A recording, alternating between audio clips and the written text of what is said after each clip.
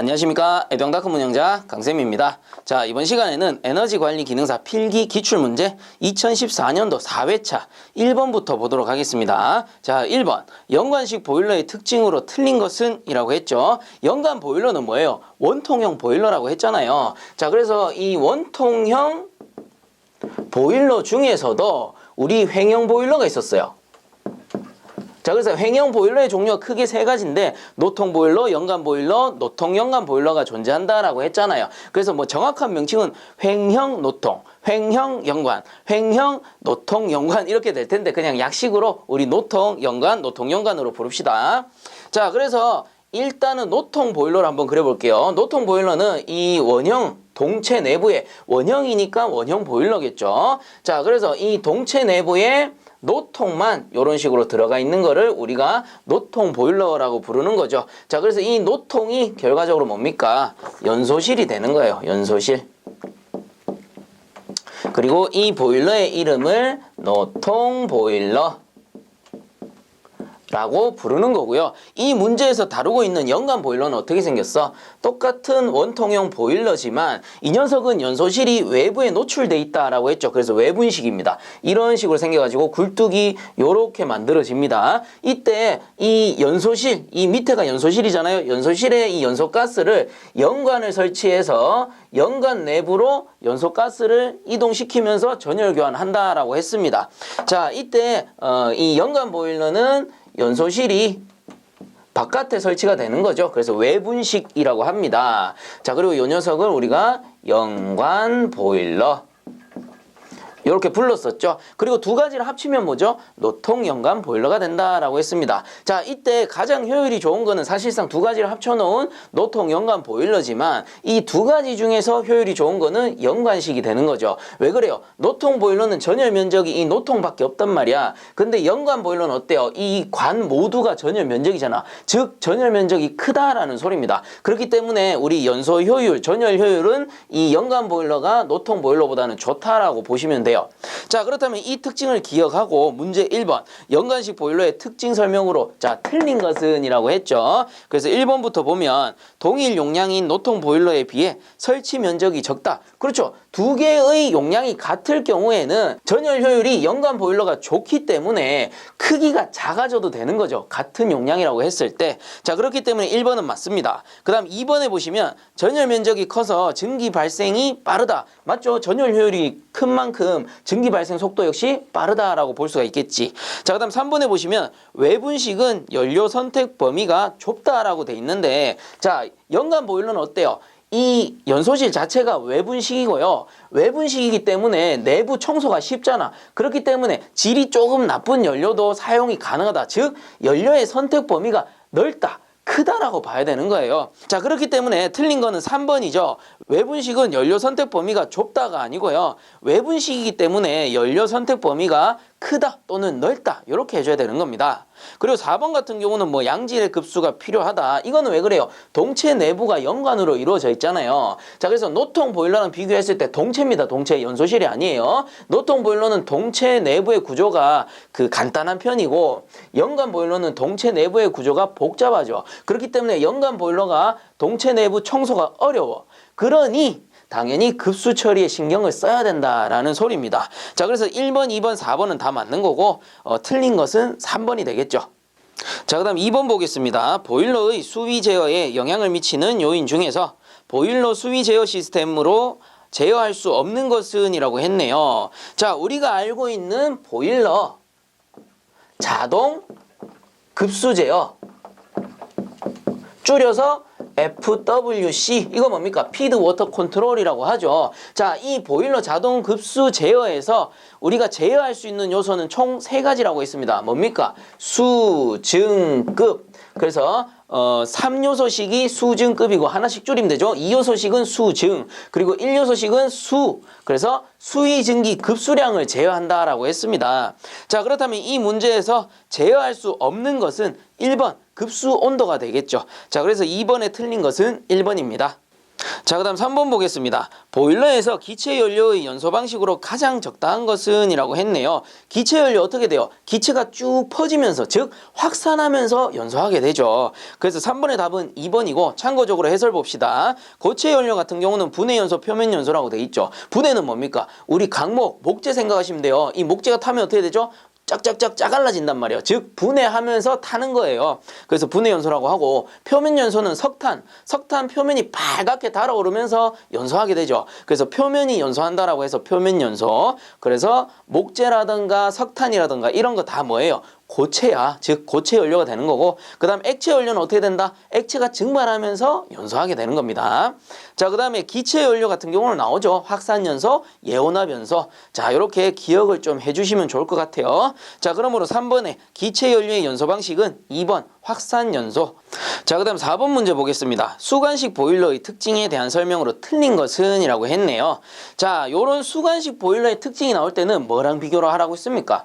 원통 보일러. 이 중에서도 가장 비교하기 좋은 게 노통 보일러라고 했습니다. 그래서 노통 보일러 단면만 그리면 이렇게 생겼잖아요. 그래서 노통만 이렇게 그려지고 이 뒤쪽에 굴뚝이 이렇게 붙어 있겠죠. 그리고 수관 보일러 중에 제가 관류식과 비교하면 그 특징이 또렷하게 드러난다라고 했습니다. 그래서 관류식은 이렇게 관으로만 만들어진 보일러를 우리가 관류 보일러라고 하죠. 그래서 버너 같은 경우는 이런 데 설치가 되어 있겠죠. 그래서 화염이 이렇게 쫙 지출이 됩니다. 자, 그래서 두 가지 특징이 너무 극과 극이기 때문에 비교가 확실하게 된다라고 했어요. 자, 이렇게 두고 비교를 한번 해봅시다. 자, 4번에 수관식 보일러의 특징에 대한 설명으로 틀린 것은 해서 1번 전열 면적이 커서 증기의 발생이 빠르다. 그렇죠. 이 노통 보일러 같은 경우는 전열면이 이 노통의 표면밖에 없다면, 관류 보일러 같은 경우는 이 배관 전체가 뭐야? 전열 면적이 되는 거잖아요. 그래서 전열 면적이 크기 때문에 전열 효율이 높은 거고, 그로 인해서 증기 발생 속도 역시 빨라지는 겁니다. 그래서 1번은 맞는 거고, 그 다음 2번에 구조가 간단하여 청소, 검사, 수리 등이 용이하다라고 돼 있는데 2번이 틀렸겠죠. 어때요? 노통 보일러 내부는 구조가 너무 간단해. 그래서 내부 청소하기가 너무 쉬워요. 근데 이 관류식 보일러는 어떻습니까? 배관이 막 꼬여 있단 말이야. 그렇기 때문에 내부 구조가 복잡해요. 그래서 청소하기가 힘들어. 그리고 청소하기가 힘드니까 급수 처리에 신경을 많이 써야 된다라고 했죠. 자, 그래서 이번에 구조가 간단한 게 아니고 복잡하고요. 청소, 검사, 수리 등이 어렵다. 이렇게 바꿔줘야 되는 겁니다. 그래서 4번에 틀린 거는 2번이고, 나머지도 한번 읽어보면 3번에 철저한 급수 처리가 요구된다. 제가 방금 말씀드렸어요. 구조가 복잡하니까 청소하기가 힘들어. 그러니까 급수 처리라도 깨끗하게 해줘야 되겠죠. 스케일이 덜 생성되도록. 그래서 3번은 맞는 거고, 자, 그 다음 4번에 보일러 수의 순환이 빠르고 효율이 좋다. 그렇죠. 이거는 모든 수관 보일러가 동일합니다. 모든 수관 보일러가 원통 보일러에 비해서 순환 효율이 좋습니다. 그렇기 때문에 순환이 빠르고 효율이 좋다. 그래서 4번도 맞는 거죠. 그러므로 4번에 틀린 것은 2번이 되겠습니다. 자, 그 다음 넘어갈게요. 자, 그 다음 5번 문제, 보일러 제어에서 자동 연소 제어에 해당하는 약호는 1번이죠. ACC. 이거 뭐예요? 오토 컨버지션 컨트롤. 그래서 답은 1번이고, 뭐 나머지 2번에 ABC는 뭐예요? 오토 보일러 컨트롤, 자동 보일러 제어였고요. 그 다음 3번에 STC는 스팀 템퍼레이처 컨트롤이라고 해서 증기 온도 제어였고요. 4번에 FWC는 피드 워터 컨트롤이라고 해서 자동 급수 제어다라고 했습니다. 자, 그래서 5번에 자동 연소 제어는 1번 ACC. 자, 다음 6번 문제, 액체 연료 연소에서 무화의 목적이 아닌 것은 이라고 했네요. 자, 무화라는 건 뭐예요? 이 액체가 들어가게 되면 보통은 뭐 교축을 시킨다던가 아니면 원심력에 의해서 이렇게 무화를 시키는데, 요 액이 무화가 되면 어떻게 돼? 알갱이가 이렇게 가늘어져요. 이런 식으로 안개처럼. 액이 안개처럼 가늘어진다 해서 그 무화현상, 안개 무자 써가지고 무화현상이라고 하는데, 자, 그렇다면 기존의 액이 무화하게 되면 어떤 특성이 있느냐? 일단 기존의 액의 표면은 어때요? 요 표면이 면적이야. 즉, 요 기존의 액의 표면적은 요만큼밖에 없는 겁니다. 근데 무화된 그 연료의 표면적은 어때요? 이 알갱이 하나하나가 전부 뭐야? 표면이 되고 이게 전부 표면적이 되는 거지. 즉, 단위 면적당 표면적이 증가하게 됩니다. 표면적이 증가했기 때문에 전열 효율 역시도 어때? 늘어난다라고 보는 겁니다. 즉 입자가 가늘어질수록 연소하기가 좋다라는 거죠. 자, 그래서 이 액체 연료의 연소에서 무화의 목적이 아닌 것은 했기 때문에 보시면은 1번에 단위 중량당 표면적을 크게 한다. 맞겠죠? 그 다음 2번에 연소 효율을 향상시킨다. 그래서 표면적이 늘어났기 때문에 더 잘 탄다라고 했죠. 그 다음 3번에 주위 공기와 혼합을 좋게 한다. 이것도 맞겠죠. 자, 그 다음 4번에 보시면 연소실의 열보화를 낮게 한다라고 돼 있는데 열보화는 크게 하는 겁니다. 왜? 이 열보화를 크게 한다는 소리가 착각하시면 안 돼요. 그 연소실 내부의 열량을 높인다라는 겁니다. 즉 화염의 온도를 높인다라는 소리이기 때문에 연소실의 열보화는 크게 한다로 바꿔줘야 되는 거예요. 자, 그래서 6번에 틀린 것은 4번이 되는 겁니다. 자, 그 다음 7번 보겠습니다. 고체 연료와 비교하여 액체 연료 사용 시의 장점을 잘못 설명한 것은 이라고 했네요. 우리 연료는 총 3가지 종류가 있다라고 했죠. 고체, 액체, 기체 연료가 있었고 이 중에 효율이 가장 좋은 게 기체였고요. 그 다음이 액체 연료였습니다. 그리고 그 불순물이 가장 많이 나오는 게, 즉 탄화분이 많이 발생하는 게 고체 연료, 그리고 효율도 조금 떨어진다라고 했죠. 왜? 발열 온도가 좀 낮기 때문에. 자, 대신에 고체 연료 같은 경우는 취급은 좀 용이하다라고 했습니다. 고체 자체이기 때문에. 자, 그래서 이 문제에서 고체 연료와 비교하여, 자, 요 고체 연료와 비교하여 액체 연료 사용 시 장점으로 잘못된 거, 장점으로 잘못된 거죠. 그래서 1번에 보시면 인화의 위험성이 없으며 역화가 발생하지 않는다라고 돼 있는데 어때요? 고체 연료보다 액체 연료가 취급하기 어렵고 그리고 그 역화가 발생할 위험 역시도 크다라고 봐야 되겠죠. 자, 그래서 틀린 것은 1번입니다. 나머지는 뭐 그름이 적게 발생하고 연소 효율도 높다. 액체 연료가 효율이 좋으니까 성상도 좋고, 그 다음 3번에 품질이 비교적 균일하며 발열량도 크다. 이것도 맞는 말이죠. 똑같은 겁니다. 그 다음 저장 중 변질이 적다. 이 역시도 액체 연료의 성상이 좋기 때문에 그렇습니다. 자, 그래서 7번에 틀린 것은 1번이 되겠고요. 자, 그 다음 8번 문제. 보일러 기관 작동을 저지시키는 인터록 제어에 속하지 않는 것은 이라고 했죠. 이 인터록 제어라는 거는 보일러 운전 중에 발생하는 이상현상을 막기 위해서, 이상현상이 감지되면은 솔레노이드 밸브라고 하죠. 전자밸브인데 이 전자밸브를 잠궈버리는 거죠. 그러면 버너로 공급되는 오일이 차단돼 버리니까 버너가 꺼져 버리는 겁니다. 자, 그래서 이 인터록 제어의 종류는 제가 외우라고 했습니다. 앞, 저, 프, 저, 불. 자, 이거 뭡니까? 압력 초과. 다 적어드릴까요? 초과. 그리고 저수위. 그 다음에 프리퍼지.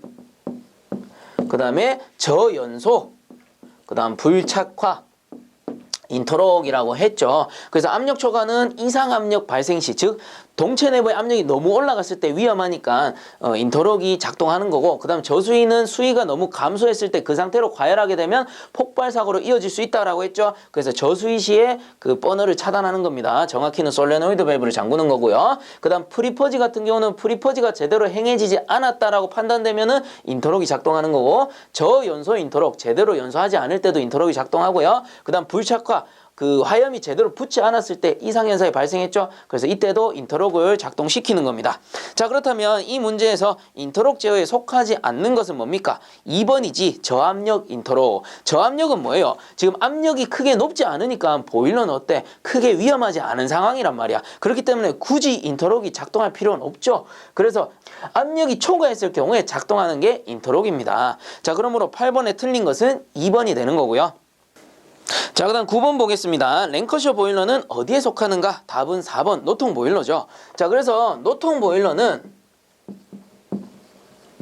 크게 2가지가 존재한다라고 했습니다. 제가 어떻게 외우라고 했어요? 코랭. 그래서 코르니시, 랭커셔 보일러라고 했죠. 그래서 코랭이 이렇게 외우라고 했습니다. 그리고 이렇게 순서대로 외우는 이유는 뭐죠? 노통의 개수까지 파악하자고. 그래서 노통 보일러는 크게 2가지, 코르니시와 랭커셔 보일러가 있고, 코르니시는 노통이 1개인 보일러고 랭커셔는 노통이 2개인 보일러다 라고 했죠. 자, 그래서 9번의 답은 4번이 되겠습니다. 자, 그 다음 넘어갈게요. 자, 그 다음 10번 문제 보겠습니다. 다음 중 압력계의 종류가 아닌 것은 해가지고, 자, 요 녀석은 10번 문제 교재의 83페이지 보시면 핵심 키라는 게 있어요. 거기에 보시면 이 압력계의 종류가 나오는데요. 총 3가지, 브루동관, 벨로우즈식, 다이어프램식입니다. 그렇다면 이 압력계 종류가 아닌 것은 3번 유니버셜 압력계, 이런 거는 없습니다. 그래서 10번에 틀린 것은 3번이고요. 그 다음 11번 문제, 수트 블로어 사용 시 주의사항으로 거리가 먼 것은 이라고 했죠. 자, 11번 문제는 교재 90페이지에 나옵니다. 그래서 이 슈트 블로어라는 거는 결국 뭡니까? 전열면의 그름을 제거하는 장치죠. 그래서 주로 보면 수간 보일러에 사용이 된다라고 했죠. 그래서 수간 보일러가 이렇게 있으면 동체가 이렇게 생겼단 말이에요. 그리고 버너가 이런 식으로 설치돼서 화염에 의해서 수간을 가열하게 되는데, 이때 슈트 블로어를 내부에 삽입해가지고 증기 또는 공기를 이렇게 쫙 뿌려가지고 요 수간 외부 전열면의 그름을 제거하는 거잖아요.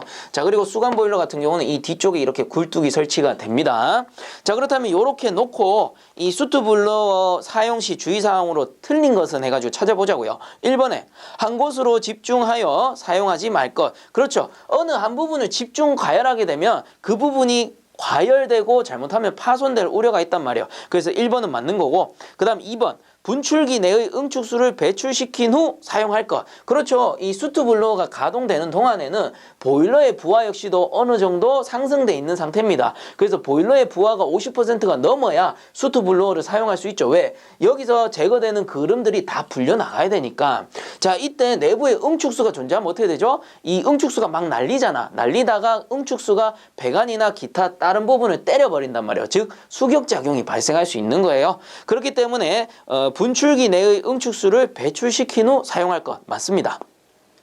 자, 다음 3번 볼게요. 보일러 가동을 정지 후 사용할 것. 제가 방금 말씀드렸죠. 이 보일러의 부하가 어느 정도 올라가야 된다고. 즉 50% 이상의 부하가 있을 때, 발생했을 때 수트 블로어를 사용해야 됩니다. 보일러 전원이 꺼진 상태에서 수트 블로어 사용하면 어떻게 돼? 그름이 이렇게 떨어지더라도, 관 외벽에서 그름이 떨어져도 아래쪽으로 떨어져서 이 막 쌓일 거 아닙니까? 자, 그래서 이 그름이 떨어져 나와서 바로 배기될 수 있게끔 보일러 운전 중 50% 이상의 부하를 가졌을 때 수트 블로어를 사용해 주는 겁니다. 자, 그래서 틀린 거는 3번이 되겠죠.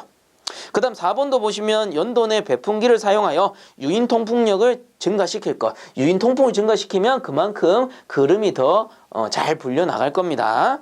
자, 그러므로 11번에 틀린 것은 3번이 됩니다. 자, 그 다음 12번 문제, 노통 보일러에서 아담슨 조인트를 하는 목적은 해가지고, 자, 12번 문제 같은 경우는 교재에 보자, 43페이지에 나오는 내용이고요. 이 아담슨 조인트 사용하는 목적은 뭐예요? 평형노통에서, 평형노통 같은 경우는 신축 흡수가 별로 안 좋잖아요. 그래서 이 신축 흡수를 조금 좋게 해주기 위해서 이런 플랜지 형태의 이음새를 우리가 뭐라고 하는 겁니까? 아담슨 조인트라고 하는 거죠. 결과적으로 보일러에서 평형노통을 사용할 때 이 신축 흡수를 하기 위해 설치하는 게 아담슨 조인트가 되는 겁니다. 자, 그러므로 답은 3번이죠. 열에 의한 신축을 조절하기 위해서. 자, 그 다음 13번 보겠습니다. 최근 난방 또는 급탕용으로 사용되는 진공 온수 보일러에 대한 설명 중 틀린 것은 했죠. 그래서 요거는 해설 참고해 주시면 되는데 틀린 거는 3번입니다. 보시면은 본체의 안전장치로서 용해전, 요게 가용전이에요. 용해전, 온도 퓨즈, 안전 밸브 등을 구비한다 라고 돼 있는데 언뜻 봐서는 맞는 것 같죠. 근데 여기서 틀린 게 안전 밸브입니다. 자, 왜 그러냐면은 일반 보일러가 있고 진공 온수 보일러가 있다라고 칩시다. 요게 일반이고 요게 진공 온수 보일러입니다. 그래서 일반 보일러 같은 경우는 기본적으로 안전 밸브를 모두 부착을 하게 되죠. 그래서 요거를 뭐 세이프티 밸브라고 하는데, 안전 밸브의 역할이 뭡니까? 일반 보일러에서 일정 압력 이상, 즉 설정치보다 압력이 올라가게 되면 안전 밸브가 탁 열려주면서 내부의 압력을 빼줌으로써 동체의 안전을 지키게 됩니다. 요런 거를 안전 밸브라고 하고, 근데 진공 온수 보일러에서 안전 밸브를 쓰지 않는 이유가 뭐겠어요? 당연히 대기압보다 낮으니까. 외부로 압력을 빼줄 필요가 있다 없다? 없어요. 자, 근데 안전 밸브 대신에 사용하는 밸브는 있습니다. 자, 요런 밸브가 있는데 이름은 뭐냐면은 버큐움, 진공이란 뜻이에요. 브레이커, 즉 진공을 막아준다라는 뜻입니다. 그래서 버큐움 브레이커의 설정 압력이 있겠죠. 즉 설정 압력보다 내부의 압력이 더 내려가 버리면 어떻게 돼요? 밀폐된 용기이기 때문에 이게 안쪽으로 찌그러질 수가 있단 말이야. 그렇기 때문에 이런 걸 방지하기 위해서 버큐움 브레이커를 설치해가지고 설정 압력 이하로 떨어지면은 외부의 공기를 동체 내부로 넣어서 압력을 유지시켜 줍니다. 자, 그러므로 13번에 틀린 것은 3번이죠. 용해전, 온도 퓨즈, 버큐움 브레이커 등을 구비해야 한다. 이렇게 바꿔줘야 되는 거예요. 자, 그 다음 넘어가겠습니다. 자, 그 다음 14번 문제. 오일 버너의 화염이 불안정한 원인과 가장 무관한 것은 해서 요런 거는 문제 잘 읽어봐야 됩니다. 화염이 불안정한 원인과 가장 무관한 것은 해서 자, 1번 분무 유압이 비교적 높을 경우 해가지고 해설해 보시면 유압식 버너의 경우 분무 유압이 약 5에서 10kg/제곱센치 정도로 비교적 높다. 이는 분무 유압이 높을수록 화염이 안정적이기 때문이다 라고 나오죠. 즉 유압이 높을수록 화염은 안정된 상태라고 보는 겁니다. 자, 그래서 답은 1번이겠죠. 화염이 불안정한 원인과 무관한 것은 이라고 했으니까 1번은 어때요? 화염이 안정된 상태라고 봐야 되는 거지. 자, 그리고 나머지 한번 볼게요. 2번에 보시면 연료 중에 슬러지 등의 협착물이 들어있는 경우 당연히 불안정할 거예요. 그 다음 3번에 무화용 공기량이 적절치 않은 경우 이때도 불안정하겠죠. 그 다음 4번에 연소용 공기의 과다로 논의 온도가 저하될 경우 이때도 불안정 연소될 겁니다. 그러니까 화염이 불안정한 원인과 가장 무관한 것은 1번이 되겠죠. 분무유압이 비교적 높을 경우. 자, 그 다음 15번 보겠습니다. 프로판 1kg이 완전 연소하는 경우 필요한 이론 산소량은 약 몇 노말미터 3승인가 라고 돼 있네요.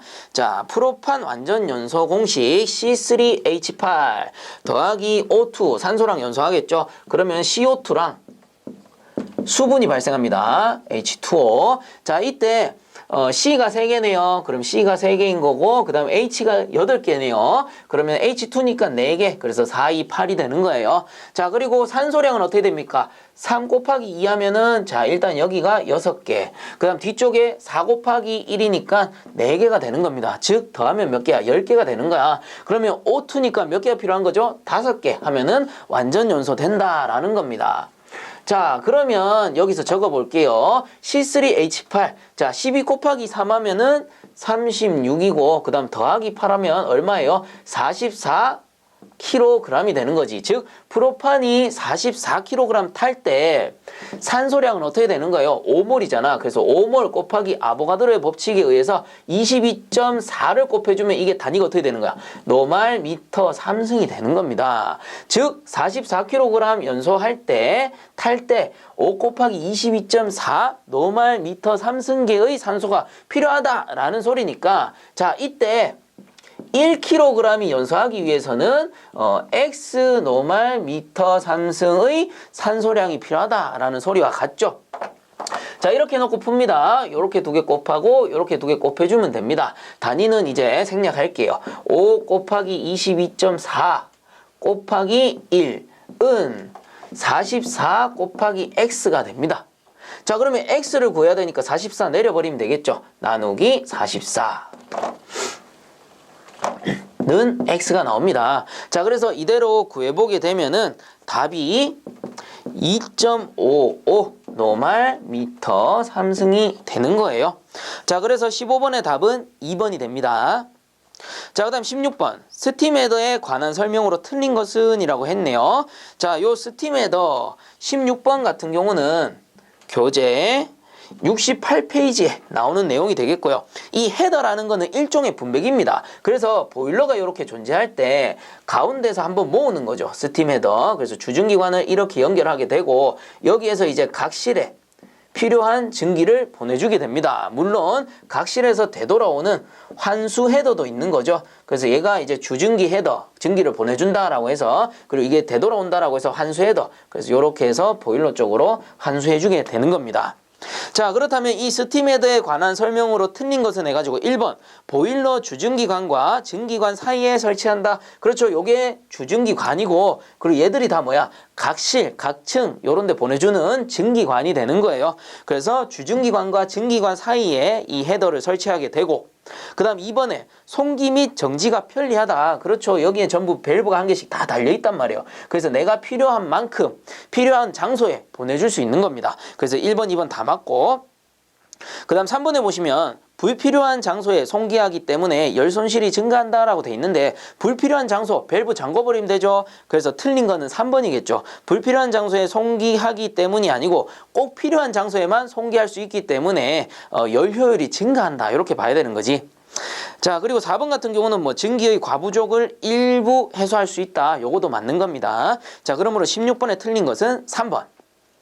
자, 그 다음 17번 증기 압력이 높아질 때 감소되는 것은 이라고 했죠. 자, 요거는 몰레르 선도를 그려보면 돼요. 이렇게 해서 pH 선도라고 하고, 이렇게 있을 때 이 꼭지점을 인계점이라고 하죠.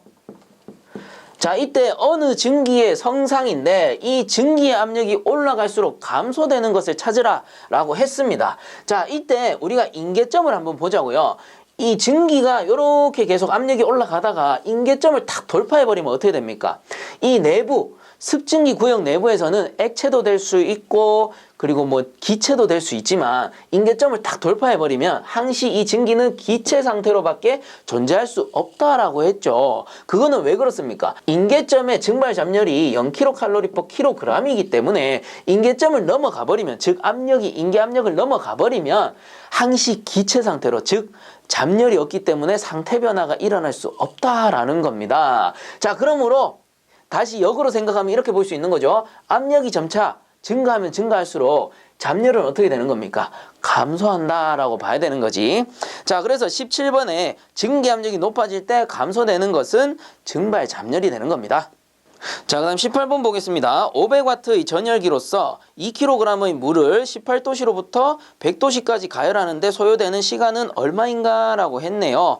일단 조건을 보니까 뭐 와트는 따로 빼놓고요. 2kg 물 18도씨, 100도씨, 그래서 킬로그램 질량을 줬고요. 그리고 온도를 줬으니까 우리가 공식을 세울 수 있습니다. Q는 GC 델타 T라는 공식을 세울 수가 있겠죠. 자, 이때 그대로 넣으세요.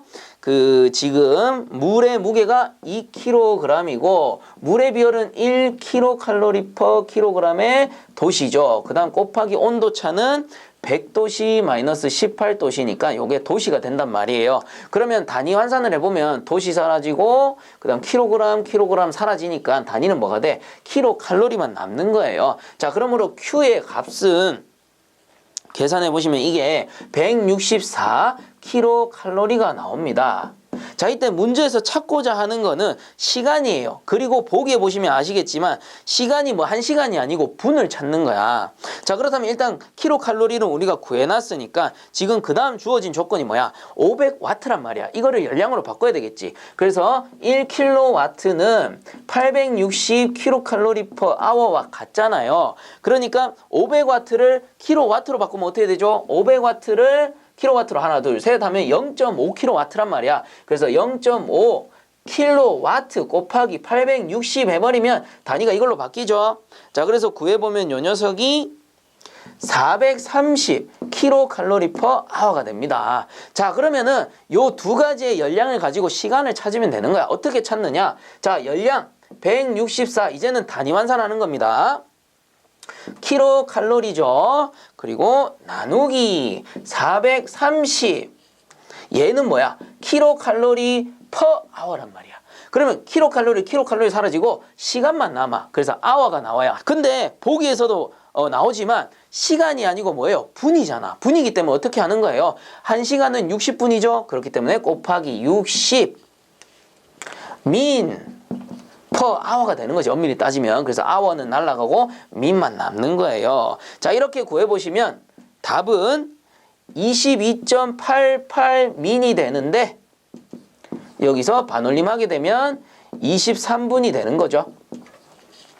자, 그러므로 18번의 답은 4번 약 23분이 되는 겁니다.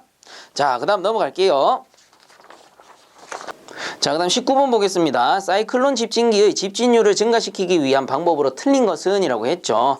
자, 사이클론 어떻게 생겼느냐? 요렇게 생겼어요. 우리가 원심식이라고 했잖아요. 그래서 이쪽에서 배기가스가 들어오게 되면 배기가스가 원심력에 의해서 이렇게 내려갔다가 이쪽에 길게 연결되어 있는 배기덕트죠. 배기덕트 쪽으로 이렇게 원심력에 의해서 내려왔다가 이렇게 쭉 올라가서 통과되는데, 이때 원심력에 의해서 하부에 요게 이제 포집 더스트라고 해요. 포집 더스트. 이 포집 더스트에 먼지가 쫙 잡히는 겁니다. 원심력에 의해서 먼지가 툭 떨어질 테니까. 그래서 여기서 이제 집진이 되는 거고, 나머지 그 깨끗해진 배기가스는 이렇게 이제 밖으로 배출이 되는 형식이겠죠.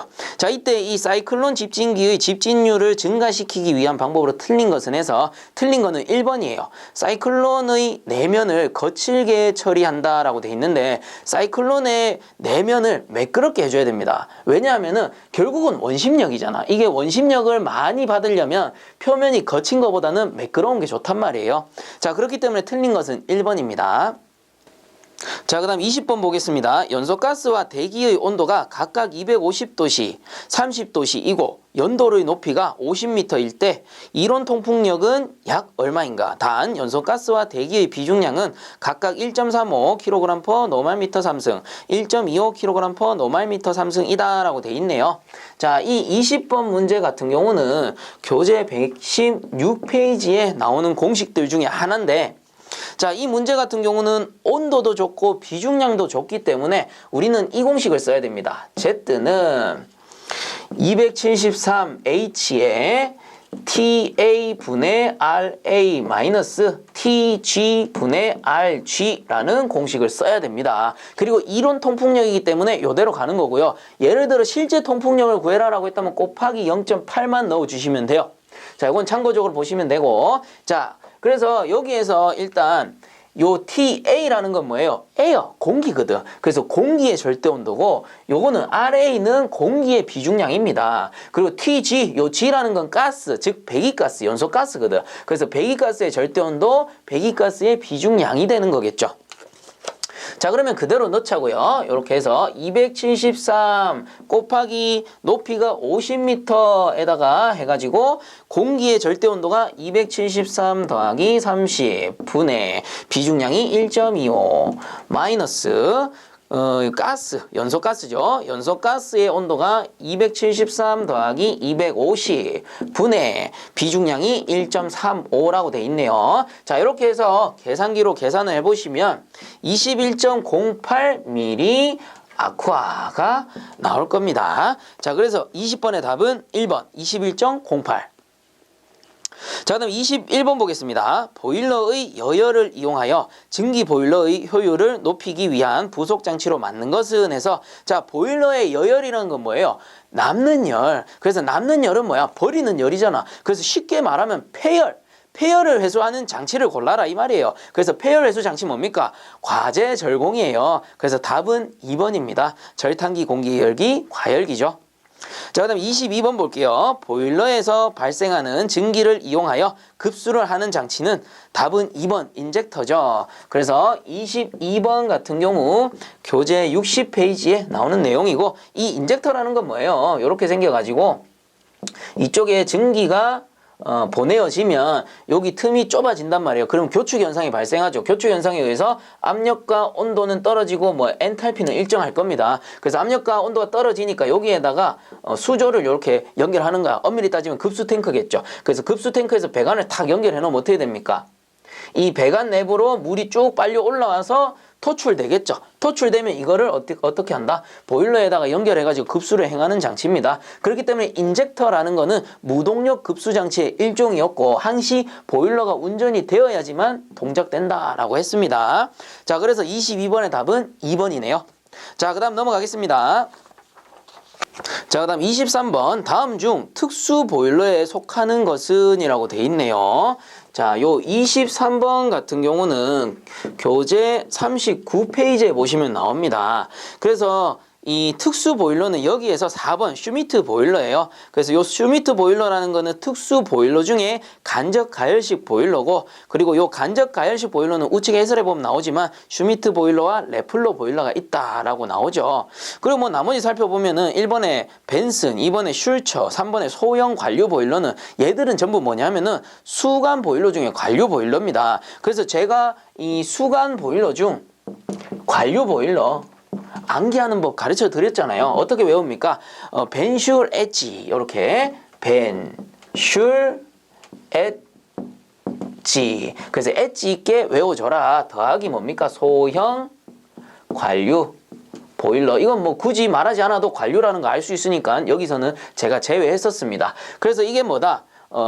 벤슨, 슐처, 엠모스, 람진. 그래서 엣지라고 외우셔도 되고 엣진이라고 외우셔도 된다라고 했죠. 그래서 람진 또는 램진 이렇게 발음한다. 그래서 수강 관류 보일러는 벤슐 엣지 그리고 소형 관류 보일러다. 그래서 1, 2, 3번 모두 뭡니까? 수강 보일러 중에 관류식 보일러라는 거.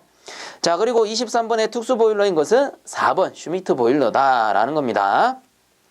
자, 다음 24번 열 전도에 적용되는 퓨리에의 법칙 설명 중 틀린 것은 해가지고 우측에 해설이 잘 나옵니다. 퓨리에의 법칙 Q는 L 분의 람다에다가 F 델타 T라고 해서 나옵니다. 자, 이게 뭐냐면은 전도 열량을 얘기하는 거예요. 벽과 벽 사이에 이 전도 열량을 얘기하는 건데, 자, 전도 열량이라는 거는 어때요? 여기 뒤에서부터 볼게요. 온도차가 클수록, 즉 여기 외부와 내부의 온도차가 클수록 전도되는 열량이 많아지겠죠. 그리고 면적, 이 전체 면적이 커질수록 전도되는 열량 역시 많아질 겁니다. 자, 그리고 이 람다라는 건 뭐예요? 열 전도율이라는 겁니다. 그래서 열 전도율이 큰 물질일수록 당연히 전도 열량 증가하겠죠. 자, 그리고 요거 L은 뭐예요? 길이입니다. 길이. 그래서 요 길이라는 거는 벽체의 길이를 얘기하는데 이 벽체의 길이는 저항이 되기 때문에 벽체의 길이가 길어질수록 전도 열량은 작아진다라고 보는 거예요. 그래서 이 전도 열량을 구하는 공식이 이 퓨리에의 법칙인데, 그렇다면 이 퓨리에의 법칙 설명 중 틀린 것은 해서 봅시다. 1번 두 면 사이에 흐르는 열량은 물질의 단면적에 비례한다. F에 비례한다. 맞죠? 그 다음 2번에 두 면 사이에 흐르는 열량은 두 면 사이의 온도차에 비례한다. 온도차가 클수록 크다. 맞죠? 그 다음 3번에 두 면 사이에 흐르는 열량은 시간에 비례한다. 이쪽에는 없지만 시간이 오래 지날수록 전도되는 열량이 오랜 시간 전도될수록 당연히 늘어나겠죠. 그래서 1, 2, 3번 다 맞습니다. 그럼 틀린 건 4번이겠죠. 두 면 사이에 흐르는 열량은 두 면 사이의 거리. 자, 거리 뭐다? L.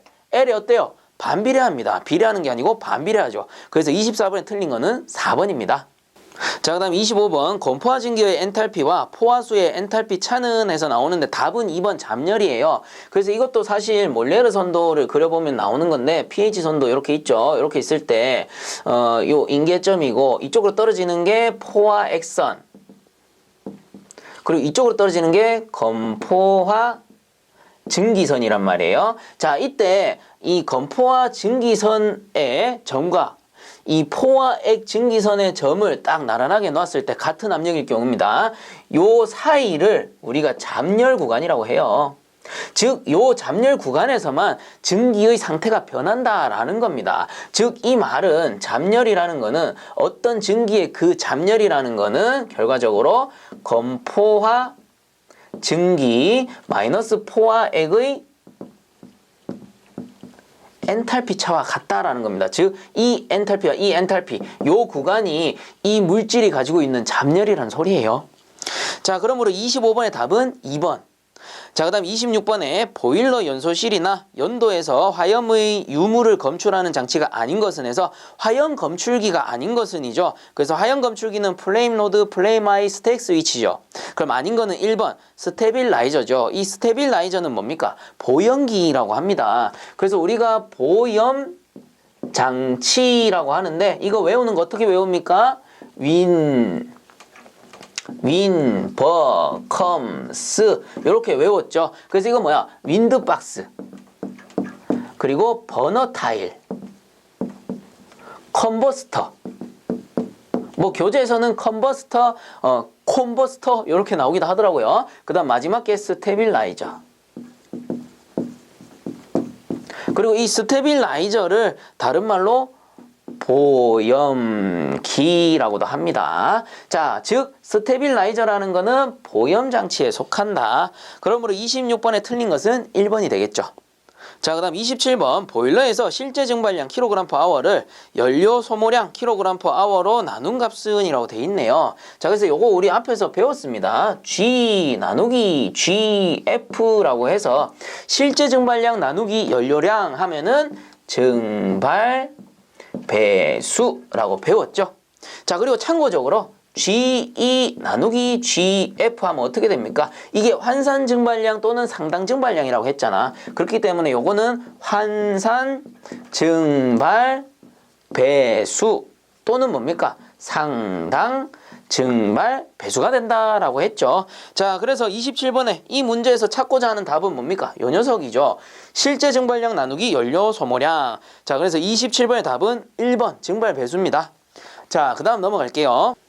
자, 그 다음 28번 보일러 과열 원인으로 적당하지 않은 것은 이라고 했네요. 1번 보일러 수의 순환이 좋은 경우 1번이 답이네요. 보일러 수의 순환이 좋은 경우에는 과열될 일이 없죠. 정상 상태니까. 그래서 틀린 건 1번이고 나머지 한번 보게 되면 2번에 보일러 내에 스케일이 부착된 경우, 그래서 스케일이 계속해서 쌓이게 되면 어떻게 됩니까?